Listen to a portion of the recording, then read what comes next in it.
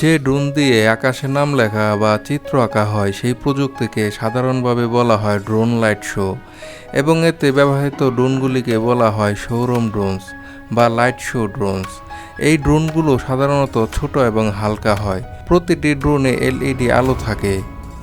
Computer software দিয়ে শত শত ড্রোন একসাথে নিয়ন্ত্রণ করা হয়। ব্লেন্ডার হলো একটি ফ্রি 3D মডেলিং সফটওয়্যার যেটা ড্রোন পজিশন, ডিজাইন ও টাইমলাইন তৈরিতে ব্যবহার হয়। অর্থাৎ প্রতিটা ড্রোনে আলাদা আলাদা এই সফটওয়্যার ইনস্টল দিতে হয়। নির্ধারণ করে দেওয়া হয় যে কোন ড্রোনে কী নাম লেখা থাকবে, ওই ড্রোনটির আলো কতক্ষণ জ্বলবে এবং সেটি কোথায় বসবে। পূর্ব নির্ধারিত প্রোগ্রাম অনুযায়ী আকাশে একসাথে নাচ, ছবি, নাম বা লোগো তৈরি করে। লাইট শো ড্রোনস প্রথম তৈরি হয় যুক্তরাষ্ট্রে 2015 সালে। এটি তৈরি বা সূচনা হয় কম্পিউটারের প্রসেসর ইন্টেল কোম্পানির মাধ্যমে। 2016 সালে পরীক্ষাস্বরূপ জার্মানিতে প্রথম জয়নেস ওয়ার্ল্ড রেকর্ড করা হয় বেথহেভেন এর সিম্ফনি মিউজিকের সাথে, প্রায় 100টি ড্রোন একসাথে উড়ানোর মাধ্যমে। 2018 সালে পিয়ংচাং শীতকালীন অলিম্পিকে 1200+ ড্রোন একসাথে উড়ানো হয়। এটি ছিল সেই সময়কার সবচেয়ে বড় ড্রোন লাইট শো।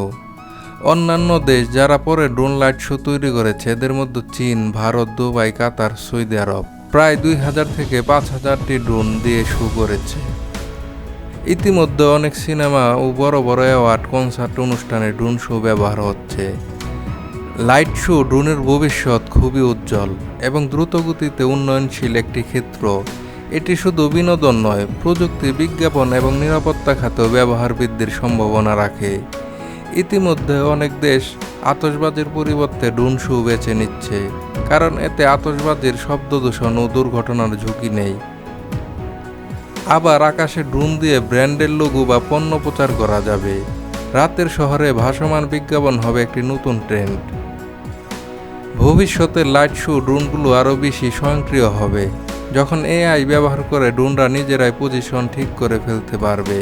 জিপিএস ছাড়া ইনডোর উরবান এলাকায় ড্রোন শো করা সম্ভব হবে।